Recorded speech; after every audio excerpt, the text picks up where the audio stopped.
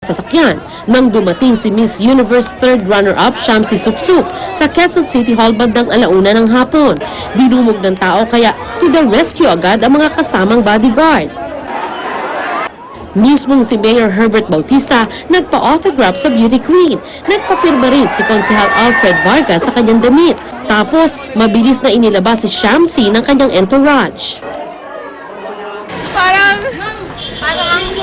It's a roller coaster, Parang roller coaster. Sa ganitong paraan inilarawan ni Shamsi ang kanyang bagong buhay matapos ang Miss U. Sa UP, inabangan si Shamsi ng mga university officials, faculty members at mga estudyante. Dito siya nagtapos ng magna cum laude sa architecture. Mula sa UP, nag-stop over ang beauty queen sa Cainta Rizal, kung saan hinirang siyang most outstanding citizen of Cainta. Hapon na nang dumating ang convoy ni Shamsi sa Makati High School na kanyang alma mater. Ginawad kay Shamsi ang pinakamataas na karangalan na maibibigay sa isang taga-Makati, ang Gawad Lakandag Khan. Kinagabihan, nagtungo ang convoy ng beauty queen sa Araneta Coliseum kung saan muli siyang nagpasalamat sa publiko. Dito, nagkaroon kami ng tsansang makausap siya. Napansin mo ba na kung itrato ka ng mga Pinoy parang ikaw ang Miss Universe? Sabi ko nga po, hindi ko na kailangan ng corona. Kumbaga, the fact lang na gano'n yung pagtato nila sa akin, sobra-sobra na po yun. Dumataan din ba sa isip mo na sana dala mo yung corona? Well, siguro there's always a time na you wanted to bring more pride to the country. I've accepted it already with a open heart, with a grateful heart. Sa ngayon, excited daw si Shamsi sa mga charity work. Gayun din sa alok ni DOTC Secretary Mar Rojas na idisenyo niya ang ilang renovations na gagawin sa NAIA Terminal 1. Top-notcher din kasi sa board exam sa architecture ang beauty queen. Designing an airport, hindi lahat nakakagawa niyan. Like, yan yung dream project ng karamihan ng architects. So, it's a pleasure, it's my honor po to be part of that team to design the NAIA. Para sa unang balita, Sandra Aguinaldo reporting.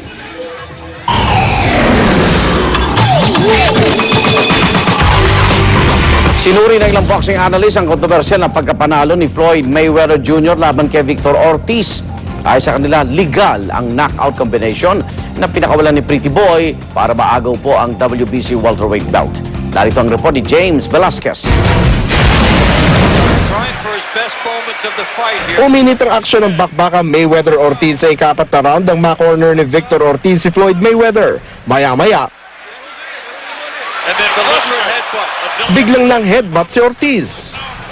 Matapos bawasan ng puntos, walang tigil sa paghingi ng tawad si Ortiz kay Mayweather. Pero ilang sandali lang matapos mag-touch gloves ang dalawa bilang tanda ng pag-ayos, ginulat ni Mayweather ng 1-2 combo si Ortiz. Left hook, right hand. Sa pag-knockout ni Mayweather sa agresibong puncher, naagaw na rin niya kay Ortiz ang WBC welterweight title.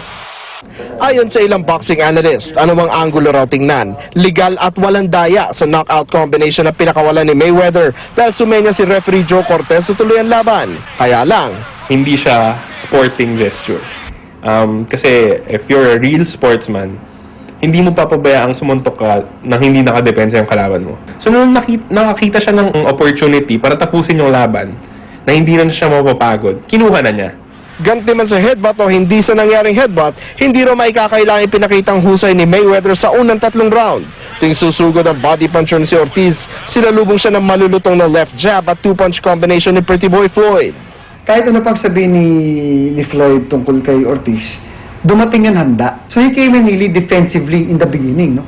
Kaya lang, ang nadagdag dun sa depensa ng Mayweather, bumabato siya ng jabs.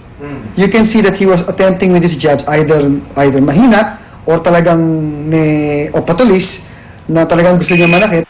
Para sa unang balita, James Velasquez reporting.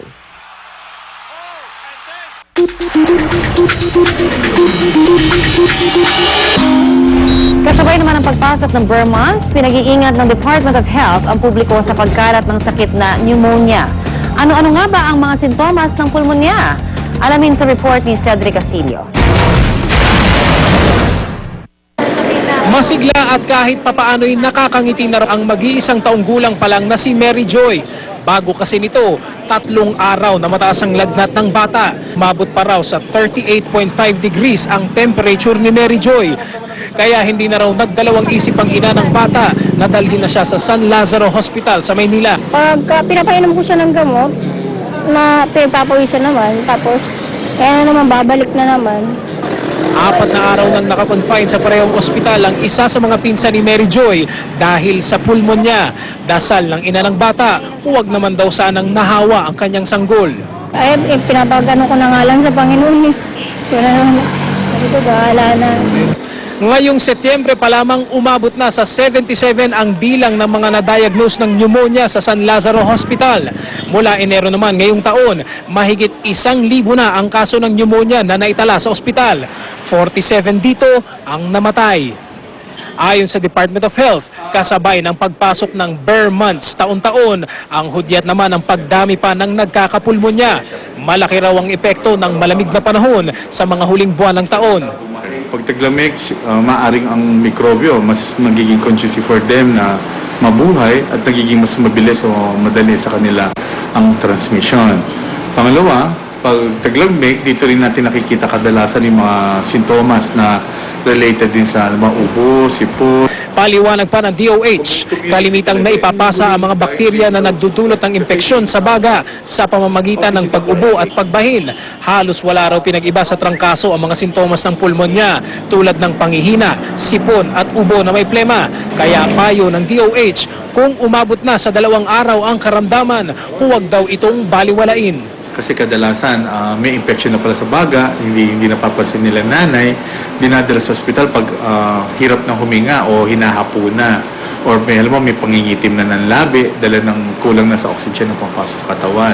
Para sa unang balita, Cedric Castillo reporting. Dahil sa umano'y selos, isang babae sinaksak ng gunting ang isang pangbabae sa Nabotas. American Idol Season 10 finalists handang-handa na para sa kanilang concert mamayang gabi. Huwag pahuli, tutok lang sa unang balita.